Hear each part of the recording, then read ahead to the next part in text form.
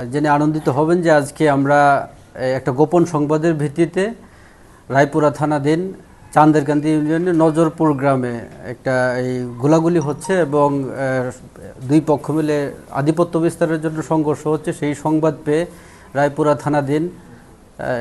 রায়পুরা থানার পুলিশ অভিযান পরিচালনা করে।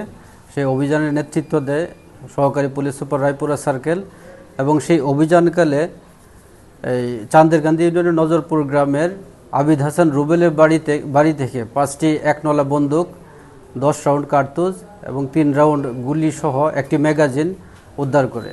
তো পুলিশ অভিযান পরিচালনাকালে আরও 18টি ককটেল উদ্ধার করে।